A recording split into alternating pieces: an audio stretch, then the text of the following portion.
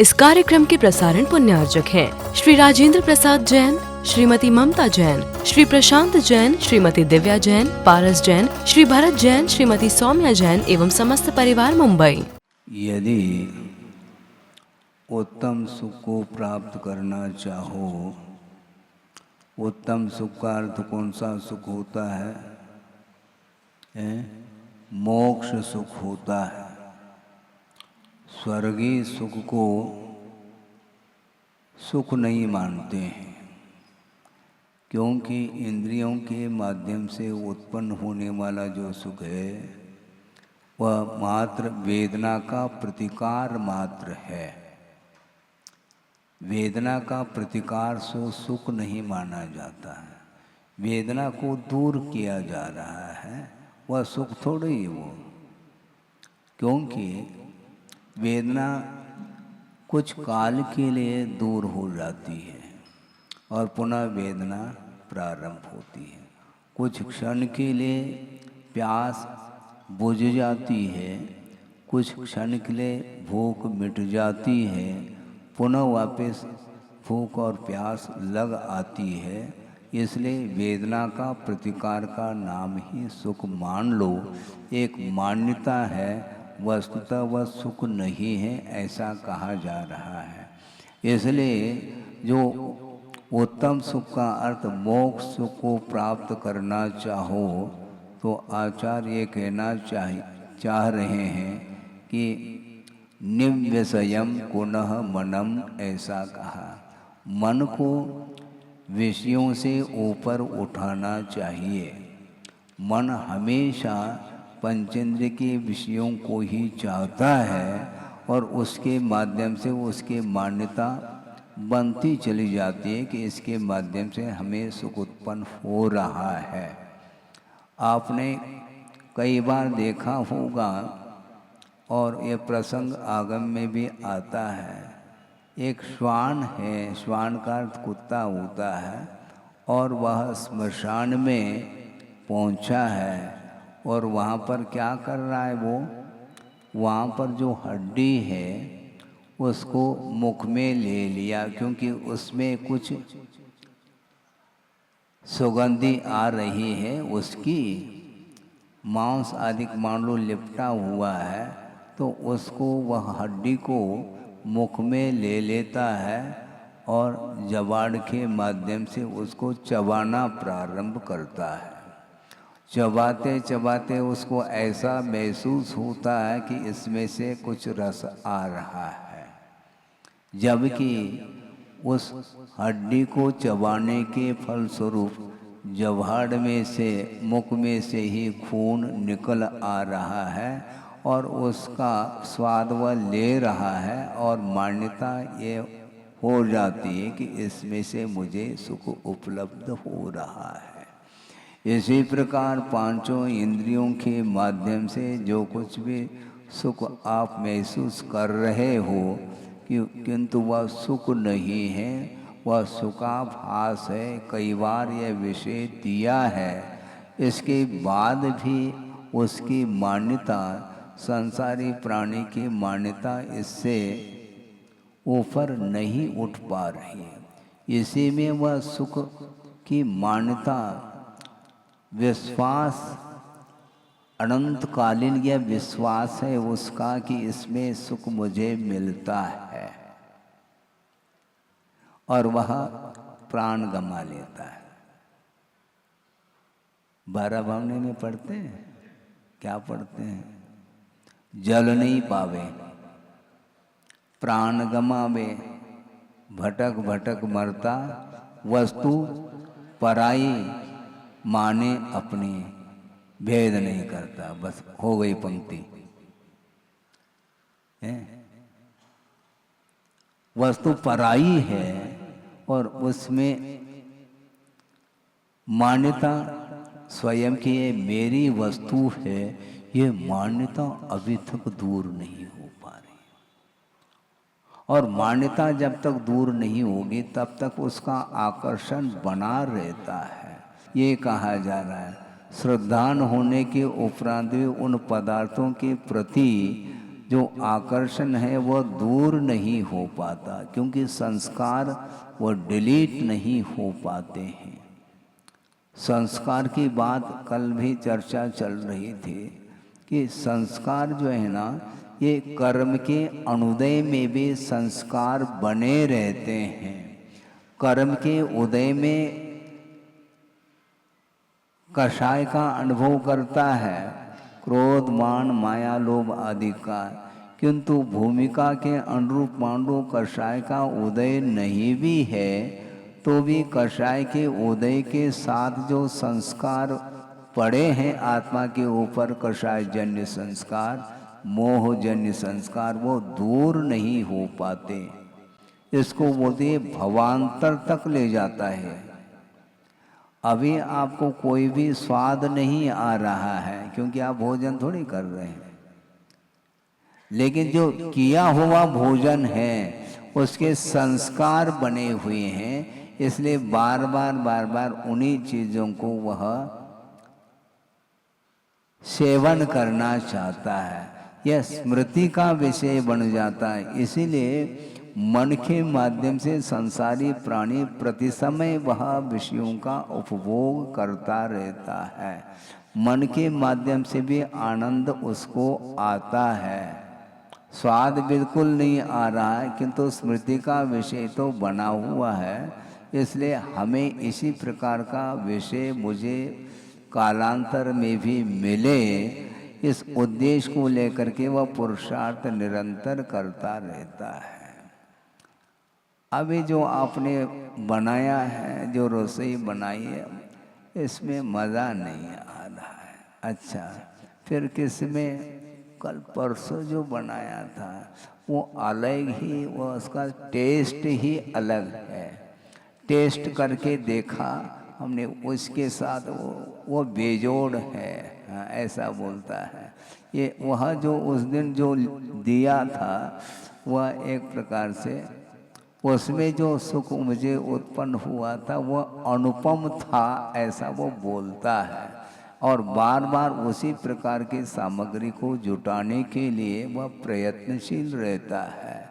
इसको बोलते हैं मन के माध्यम से निरंतर विषयों का ग्रहण होता रहता है। इसलिए उत्तम सुख का अर्थ मोक्ष सुख को प्राप्त करना चाहो तो निव्यसयम पुनः मनम, ऐसा कहा है। मन को विषय से ऊपर उठाओ, विषयाशा वशाती। तो महाराज ये तो आप अपनी बात कह रहे हैं, हम तो अपनी बात तो करेंगे, किंतु आप चाहेंगे तो आपके लिए भी तो वही परोसा जाएगा। हम उत्तम सुख का अनुभव करें और आपको सांसारिक सुख परोस दे, ऐसा थोड़ी होता है? ऐसा होता है क्या? आप चाहते क्या? भीतर से बोलो। भीतर से तो वही चाहते हैं, ऊपर से उसे बोल लेते। महाराज आप बोलो, हम हाँ भरते चले जाएंगे, किंतु मन में जो है सो है, उसको कौन नकार सकता है? बहुत कठिन। मन को विषय से ऊपर उठाना अत्यंत कठिन है। निरंतर आप साधना करते रहो, तब भी किसी भी पल में, जैसा बोलते हैं ना, किसी भी पल में वैराग्य उपज सकता है, तो किसी भी पल में वैराग्य विनष्ट भी सकता है, नष्ट भी हो सकता है। इसलिए हमेशा श्रमण लोग अलर्ट रहते हैं और रहना चाहिए, ऐसा गुरुदेव का कहना है। परिचित व्यक्ति अपरिचित सा लगे, ये कहा जा रहा है। और आप लोग परिचय देना चाहते हैं, महाराज ये हमारे अमुक व्यक्ति हैं, अमुक व्यक्ति हैं। भैया तुम अपने मेजॉरिटी में रहो, तुम जो करना तुम जानो। यहाँ पर परिचय क्यों देना चाहते हैं? नमोस्तु करो। नमोस्तु तो बाद में करता है, या उसी के साथ ऐड रहता है। महाराज नमस्तु, हम वहाँ से आए हैं, उसी के साथ वह जुड़ा हुआ रहता है। मुख्य समाचार तो रहता है, कहाँ से प्रारंभ करूं, पहले कहीं से प्रारंभ करता है और अंत में मुख्य समाचार के माध्यम से उसको समाप्त करता है। उसके बिना वह बुलेटिन समाप्त नहीं होता। हाँ, प्रारंभ, क्योंकि एकदम डायरेक्ट कहना अच्छा नहीं है, पहला रास्ता बना ले फिर बाद में धीरे धीरे पहुंचेंगे। तो इस प्रकार उसके वो रहते हैं, इसलिए हम सब सुनते रहते हैं, कर क्या सकते हैं, दो कान हैं, सुनना तो पड़ेगा अपने को। अपने अपने भाव को लेकर के संसारी प्राणी आता है और धार्मिक क्षेत्र में भी वह अपनी बात को भूलता नहीं, जबकि भूलने के लिए कहा जा रहा है जब तक आपका मन विषयों से ऊपर नहीं उठेगा तब तक मोक्ष सुख की बात नहीं करो, वो मिलने वाला नहीं है, ये कहा जा रहा है। इस प्रकार कल जो है अनित्य भावना का वह विषय पूर्ण किया था मतलब कथन के अपेक्षा से, प्रतिपादन के अपेक्षा से वह विषय पूर्ण हुआ, किंतु निरंतर आपको अनित्य भावना के विषय में सोचना ही चाहिए। नहीं सोचेंगे तो निश्चित रूप से मन वहीं पर चला जाएगा जहाँ पर जाना चाहता है, उसको कंट्रोल करिएगा। वो प्रयोग करना बहुत कठिन होता है। कुछ ही क्षण के लिए वो धार्मिक क्रियाओं को करने के लिए अवसर मिलता है, उसमें भी वह उसमें प्योरिटी नहीं आ पाती। शुद्ध धर्म ध्यान करना, किसी भी प्रकार से विषयों को याद नहीं करना उस समय। महाराज वो तो विषय तो आते हैं अपने आप आना अलग वस्तु, किंतु लाना नहीं चाहिए।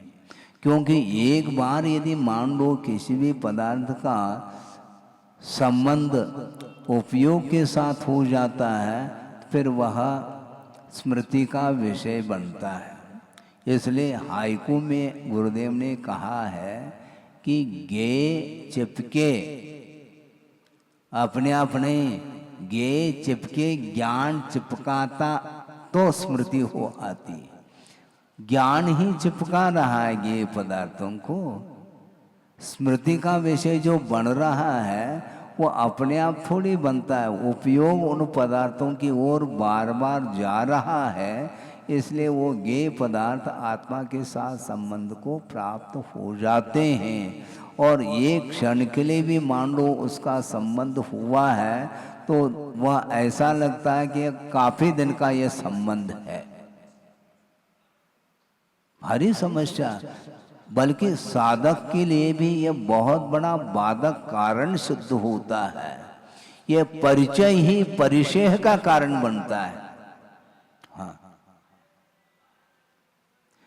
कोई अपरिचित व्यक्ति है, उसको लेकर के न उसको कोई विकल्प है न हमें कोई विकल्प है। मान लो उसने नमोस्तु कर दिया, आशीर्वाद नहीं भी मिला है तो अपना कर्तव्य करके चला जाएगा, न हमें कोई विकल्प न उसको विकल्प है। किंतु परिचित व्यक्ति आ जाए और हाथ न उठे, फिर देख लेना क्या स्थिति बनती है। भारी समस्या है। इसी को बोलते हैं, आचार्य कहते हैं परिचित भी अपरिचित सा लगे, ऐसा कहा जा रहा है। क्या परिचय? आत्मा के साथ कोई परिचय है ही नहीं है, किसी का कोई परिचय ही नहीं। जबकि आत्मा का जो स्वरूप है वह इंद्रियातीत आत्म तत्व है। किसी को भी वह आत्म तत्व दिखाई पड़ रहा है, वैसे ही देखने में नहीं आएगा, क्योंकि वह भौगोलिक वस्तु थोड़ी है। स्पर्श रस गंध वर्ण से वह अतीत है। उस आत्म तत्व की ओर उपयोग नहीं जा पा रहा है, इसलिए कोई भी व्यक्ति आते ही वह स्मृति का विषय प्रतिविज्ञान। प्रतिविज्ञान का अर्थ क्या होता है? पढ़ो थोड़ा सा। स्मृति और प्रत्यक्ष, इन दोनों का जो जोड़ रूप ज्ञान है उसका नाम प्रतिविज्ञान बोलते हैं। अर्थात यह वही व्यक्ति है जिसको हमने कल देखा था। कहाँ? मंडला में। हाँ, ये वही व्यक्ति है जिसको 5 साल पूर्व में देखा था, वो वही व्यक्ति आया। मतलब कितना उसका ज्ञान सॉलिड है, पूरा का पूरा पिक्चर सामने आता है। ये वही व्यक्ति, इसमें कोई शक नहीं है। बाल्यकाल का भी मान लो कोई तस्वीर है, सुनो इधर इधर उधर नहीं, बाल्यकाल का यदि कोई मान लो तस्वीर है, चित्र है, वह बाद में देखने में आता है, फिर भी वह पहचान लेता है, अच्छा ये मैं ही था। इतना परिचय आत्मा के साथ क्यों नहीं होता? महाराज आत्मा तो दिखाई देती नहीं, आत्मा का कोई स्वाद नहीं है, आत्मा की कोई गंध ही नहीं है, स्पर्श का भी विषय नहीं बनता है। तो ऐसी स्थिति में आत्मा से क्या प्रयोजन है? जबकि आत्मा के अभाव में इस शरीर को 1 सेकंड के लिए भी घर में रखा नहीं जाता है, ध्यान रखो। कितना भी वह व्यक्ति किसी अपने परिवार के साथ स्नेह का संबंध रखता था, किंतु रखता था, अब रख नहीं पाएगा, अवसान होते ही उसको निकाला जाता है, क्योंकि वह जड़ है, शव है। जब तक आत्मा है तब तक वह शिव की बात कर सकता है, हाँ। और शिव अर्थात आत्म तत्व उसमें से निकल गया, अब शव हो गया, और शिव की कौन बात करेगा? संभव नहीं है। ये सब सोचो विचार करो, 5 इंद्रियों के माध्यम से वही, सिवाय पौद्गलिक पदार्थ के अलावा कोई भी विषय पकड़ में नहीं आता है। हमने सुना था गुरुदेव ने 36 घंटे तक एक ही गाथा के ऊपर उन्होंने मनन चिंतन ध्यान आदि किया था। वो कौन सा है? अरसम रूवम गंधम अवत्तम चेदना गुणम सद्धम जान अलिंग गहनम जीवम अनिद्यट संठानम, जिसका कोई आकार प्रकार नहीं, स्पर्श रस गंध वर्ण शब्द इससे वह रहित है। आकार प्रकार कोई संस्थान इत्यादि को कुछ है ही नहीं, और अलिंग ग्रहण का अर्थ किसी भी चिन्ह के द्वारा उसकी कोई पहचान नहीं हो सकती है। वह चैतन्य गुण वाला वह आत्म तत्व होता है। इस प्रकार उन्होंने ध्यान आदि किए हैं, ऐसा सुना था हमने। सोचो विचार करो, हम तो केवल पुद्गल को देख करके लट्टू हो रहे हैं, लाइट जल रहा है, लट्टू है? क्या है ये सब? ये निरंतर, अच्छा प्रतिदिन वही रिपीटेशन, वही पुनरावृत्ति वही हो रही है। नया कुछ भी काम नहीं किया संसारी प्राणी ने। अभी तक जो भी किया है केवल पुनरावृत्ति के अलावा, रिपीटेशन के अलावा कुछ भी नहीं किया है। चाहे वह अरबपति हो, चाहे वह खरबपति हो, अथवा आज जो है व्यवसाय करके आज का आज खा रहा है, पी रहा है, वह भी क्यों ना हो। इसके अलावा कुछ भी नहीं है। खाना पीना सोना, बस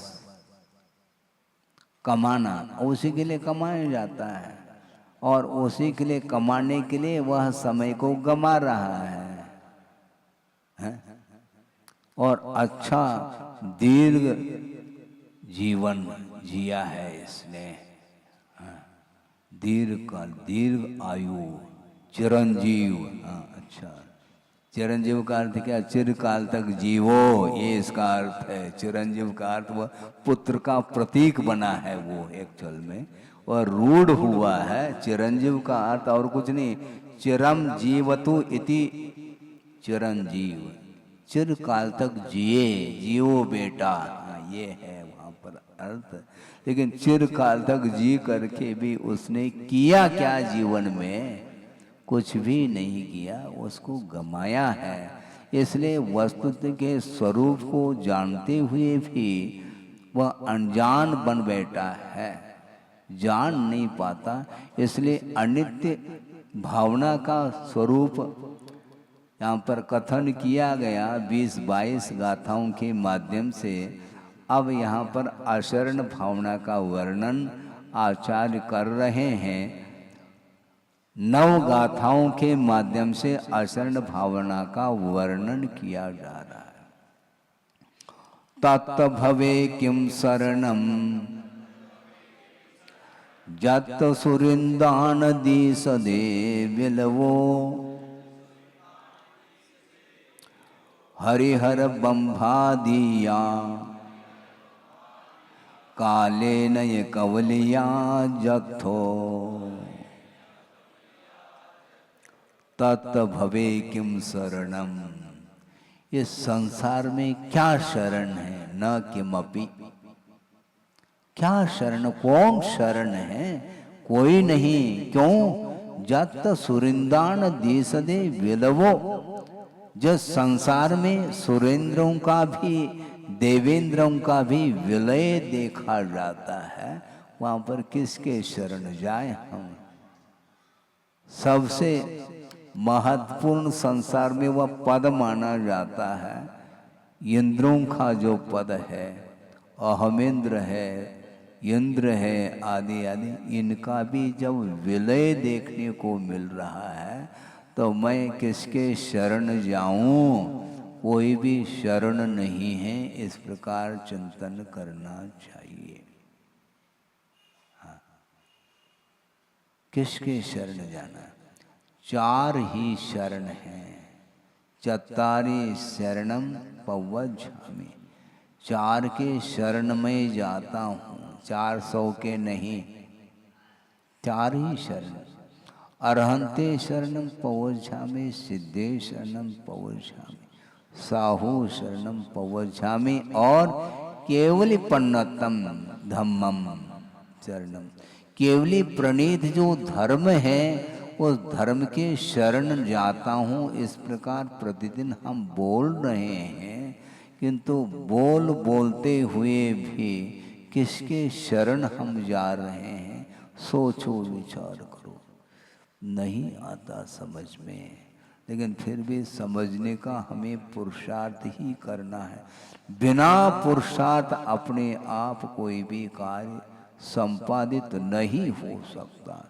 चाहे वह लौकिक संबंधी कार्य हो, चाहे वह परमार्थ संबंधी कार्य हो, प्रत्येक कार्य को करने के लिए लगनशीलता के साथ अपने को पुरुषार्थ करना होगा। जिसका जैसा स्वरूप है उसको उस रूप में पहले श्रद्धान का विषय बनाना चाहिए, और श्रद्धान का विषय बनाने के उपरांत उसी के अनुरूप आचरण करने का भी पुरुषार्थ करना चाहिए। तब कहीं जा कर के वह विषयातीत अवस्था हमें प्राप्त हो सकती है। अन्यथा कोई भी शरण नहीं है। किसके शरण जाना?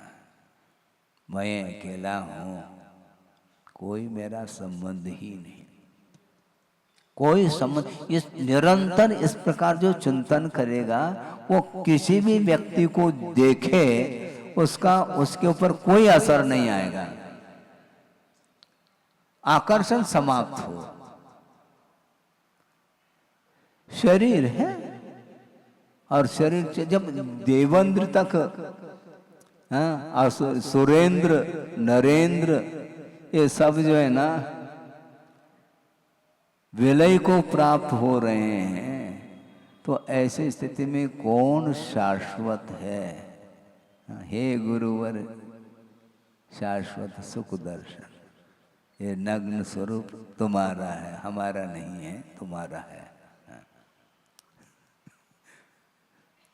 आप यदि उस पद को प्राप्त करना चाहो तो कौन रोक सकता है? कोई रोकने वाला नहीं, स्वयं ही रोक रहा है। अपने मोहजन्य जो परिणाम है वही आपके सद्गति को रोक रहे हैं। वस्तुतः सद्गति का अर्थ स्वर्ग देवगति नहीं, किंतु जो पंचम गति है निर्वाण, वही एकमात्र सद्गति मानी जाती है, क्योंकि वहां से पुनः वापस आना नहीं होता। आना जाना लगा हुआ है। हाँ। वासना एक बार चल रही थी और पंडित जी बैठे थे, षटखंड आगम की वासना, और वासना के दौरान उन्होंने कहा कि महाराज हम जा रहे हैं। वासना समाप्ति की ओर उस समय कहा महाराज हम जा रहे हैं, तो गुरुदेव ने क्या कहा? आना जाना लगा हुआ है। इसमें ये बहुत बड़ा सूत्र है, ये उस सूत्र का अनुवाद समझता हूं मैं। उत्पाद वे द्रव्य युक्तम सत। आना अर्थात उत्पाद, जाना अर्थात वे, लगा हुआ अर्थात ध्रुव, और है का अर्थ सत है। द्रव्य की अपेक्षा से पदार्थ अविनश्वर है, और जो आना और जाना ये जो है पर्याय की एकमात्र स्थिति है। पर्याय की विवक्षा में नव नवीन पर्याय अवस्थाएं उत्पन्न होती है, उसको ले करके यह आकर्षित होता चला जाता है। ये नो कर्म का चक्कर जो है ना, ये छूटता नहीं, भयंकर रूप है। एक छोटा सा लड़का है और बहुत सुंदर है। आपको देख करके आपका आकर्षण उसके प्रति बढ़ रहा है, और एक कुरूप है तो देखना नहीं चाहेगा, जबकि दोनों तो वो एक पर्याय ही है। दोनों एक पर्याय तो है, लेकिन उसको तो नीचे रखना नहीं चाहता। कांच में बंद करके रख दें उसको, ऐसा लगता है उसको कि इतना सुंदर है, कितना सुंदर है। कोई सुंदर, कोई पर्याय है, वो शाश्वत नहीं है। वह वृक्ष हरा भरा कब तक रहेगा?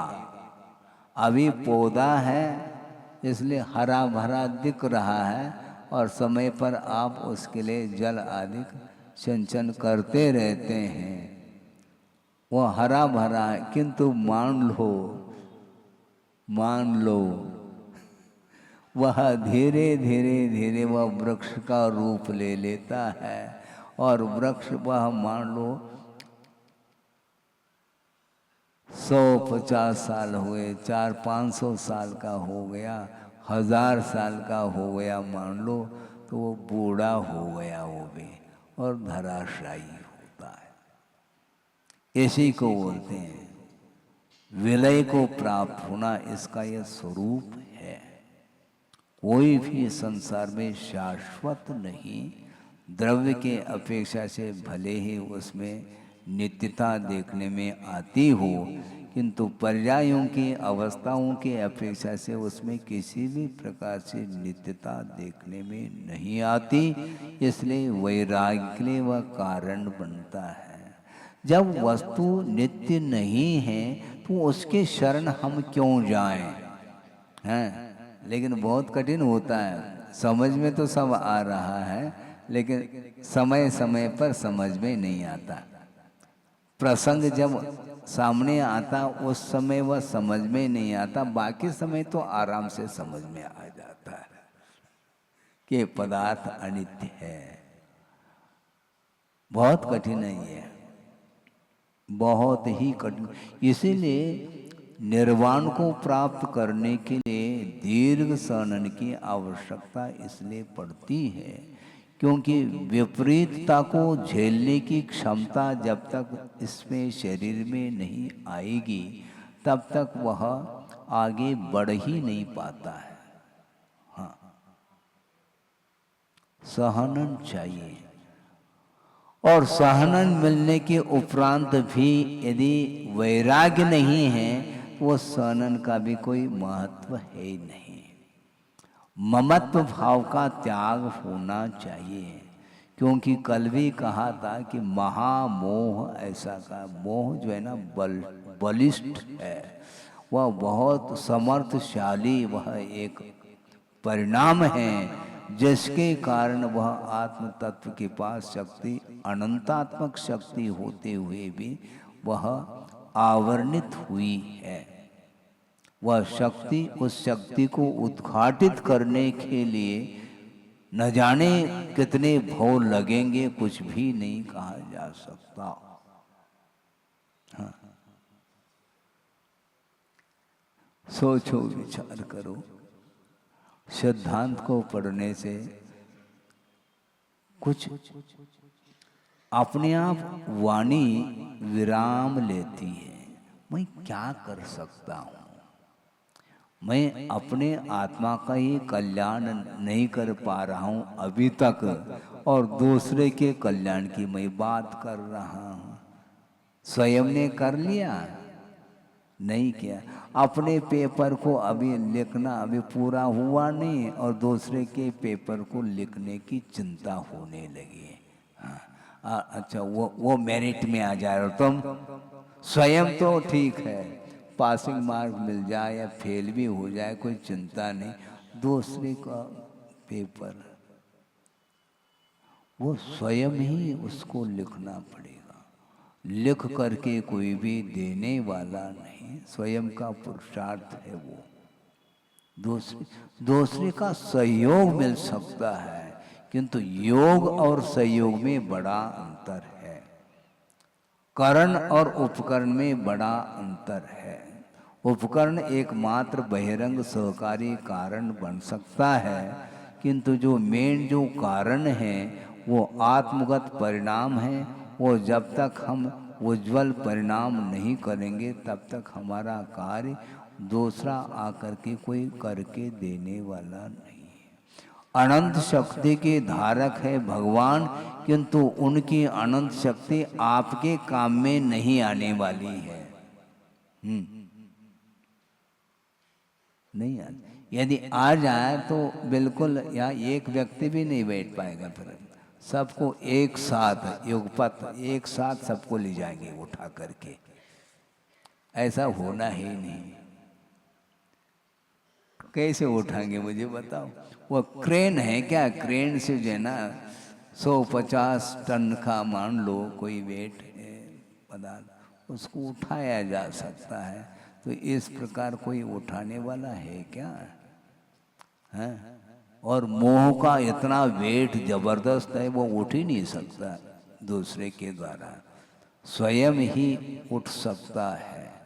स्वयं अपने ही परिणामों के माध्यम से वह मोह का बंद किया, मोहनी कर्म का, तो उसकी निर्जरा, उसका संवर वह स्वयं ही करेगा, करके नहीं दे सकते।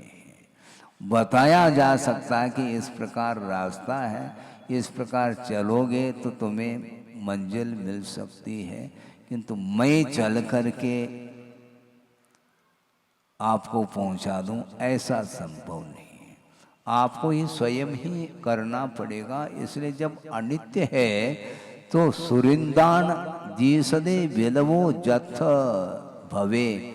जिस संसार में इंद्रादिकों का भी विलय देखने में आ रहा है, और कौन? हरिहर बंभादिया। हरि अर्थात कृष्ण लिया है टीकाकार ने, हर अर्थात ईश्वर लिया है, और ब्रह्मा है, विधाता है। ये सारे सारे विशिष्ट अन्य लोगों के अपेक्षा से विशिष्ट बल रखने वाले बलशाली व्यक्ति माने जाते हैं, किंतु ये सारे सारे कालेन कवलिया जथो, काल ने इसको कवल बना लिया है। तो ऐसी स्थिति में हम किसके शरण जाएं? कोई शरण है ही नहीं। हाँ, हाँ, प्रवेश करते हैं। नहीं, चिंतन तो कर सकते हैं क्योंकि ज्ञान की वह परिणति है। महसूस क्या होता है ये मुख्य है। सुनो सुनो, वस्तु तो आत्मा के प्रदेश केवली भगवान के वो आत्म प्रदेश समुद्घात के समय पर प्रत्येक जीवात्मा में वह आत्म प्रदेश प्रविष्ट होंगे, लेकिन उनका उन आत्म प्रदेशों का आपके आत्म प्रदेश के साथ क्या तादात्म्य है? बोलिए आप। कोई तादाद, सुनो, तादात्म्य नहीं है तो वह संवेदन आप क्या करेंगे? जिस समय आप बोल रहे हैं इस समय भी आत्म प्रदेश उनके आ सकते हैं। आप क्या फील कर रहे हैं? जिस समय आप भोजन कर रहे हैं उस समय उनके आत्म प्रदेश आ गए। और स्वाद हम भोजन का ले रहे हैं कि उनका कोई स्वाद आ रहा है? क्या महसूस हो रहा है मुझे बताओ आप। बड़े बड़े योगी तो योगी होते हैं, बड़े छोटे की परिकल्पना है ही नहीं वहाँ पर। जो साधक होता है वही योगी माना जाता है। वस्तुतः संवेदन जो होता है, हमने कई बार आगम के अनुरूप रखने का प्रयास किया और गुरुदेव ने किया है, उसी को दोहराया है हमने। वो ये है कि पर पदार्थ को जानना अलग वस्तु और संवेदन जो होगा वह पर का नहीं हो सकता। ये क्लियर है, ये श्रद्धान का विषय बनाना चाहिए। संवेदन दूसरे का नहीं, संवेदन स्व का होगा और अतीत अनागत का नहीं होगा, वर्तमान का होगा। केवल ज्ञान में केवली भगवान के लिए उनके स्वयं के अतीत के अनंत पर्याय उस केवल ज्ञान में अवतरित हो रहे हैं, जो हो चुके हैं वो, और होने वाले भी पर्याय, किंतु उनका कोई संवेदन नहीं। अतीत में अनंत बार निगोद गया है, अनंत बार नारकी बना है, अनंत बार देवादिक पर्यायों को भी प्राप्त किया है। इसके बावजूद भी वह ज्ञान का विषय बनकर के रह रहा है, किंतु संवेदन वर्तमान का है। यदि अतीत का संवेदन उन्हें होने लग जाए तो सबसे ज़्यादा दुखी तो वही हो जाएंगे, क्योंकि आपके अनंत पर्याय आपके बुद्धि के विषय तो हो नहीं रहे और उनके लिए वो बुद्धि के विषय बन रहे हैं। सबसे ज़्यादा दुखी होना चाहिए यदि संवेदन होता है, तो संवेदन नहीं हो सकता है, ज्ञान का विषय बन जाएगा, कोई दिक्कत थोड़ी है। इस कार्यक्रम के प्रसारण पुण्यार्चक थे श्री राजेंद्र प्रसाद जैन, श्रीमती ममता जैन, श्री प्रशांत जैन, श्रीमती दिव्या जैन, पारस जैन, श्री भरत जैन, श्रीमती सौम्या जैन एवं समस्त परिवार, मुंबई।